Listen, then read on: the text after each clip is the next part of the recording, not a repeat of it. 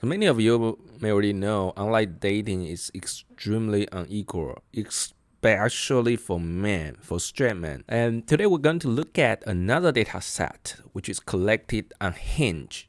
It's a data engineer, they collected on Hinge. I think it's a very meaningful data set. They help us to understand more. I haven't used Hinge before. It's a little bit different from Tinder. It's like a like base, but pretty much it's similar. It's not exactly the same, but same concept. So you can like people and you can dislike people. So the data is top 1% of men gets 16% of the likes on the platform, on the whole platform.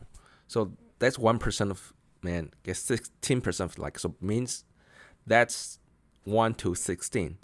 And top 1% of women got 11% of the likes on the platform. So that's a lot. So you can see the inequality between men and women here. It's not as big as what we saw in other data sets.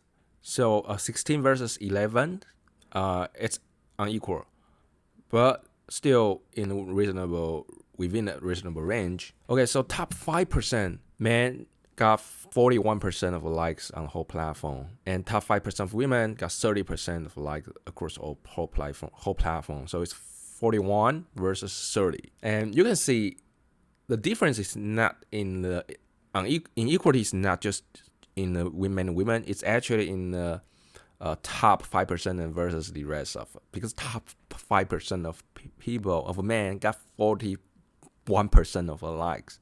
That's insane. And if you just look at the top 10% of the men, they got almost 60% of the likes. Top 10% got almost 60%. And top 10% of women got 45% of likes. Bottom 50% of men, they are really, it's really tragedy. They just got 4% of the likes. 40% of men got 4% of likes. And bottom 50% of women got like 8% of likes. Okay, so it's really tragedy if you are the bottom 50%, which is including like almost like average man. You only got 4% of likes. It's basically equals. You don't even want to waste of your time using this kind of platform if you are like below average or even you are average. You just didn't pay well. Well, I think you would definitely be better off if you just meet people in person, in real life. That's just my opinion. It's just too unequal. So let's also just take a look on the inequality across different countries. It's very interesting. They have this data. So in the US, it's most unequal. This is Gini coefficient. For 0, it's perfectly equal. For 1, it's perfectly unequal. So the US is very, very unequal. It's 0.81. I don't know why this inequality in the US is so high compared to other countries. And also Sweden's 0.8, UK, Australia, Germany.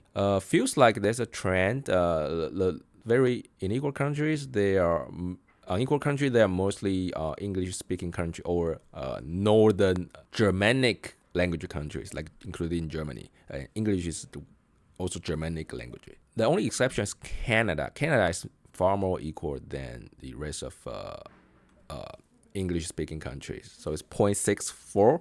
What I can say is Canada is far more ethnically diverse. It has a lot of Chinese, India, other people from other countries. So that's probably maybe a reason. And as opposed to the US, UK, Australia, mostly very English culture. This couldn't explain in New Zealand though, and Netherlands. So data is limited, but what you can see is they just have very limited European countries and North American countries, so we couldn't really say too much. And the most equal country is Belgium, which I don't know why. Interesting. Okay, so that's the inequality in online dating. It's really a problem. I hope when I digging more into that, maybe I can come up with some solution for you guys.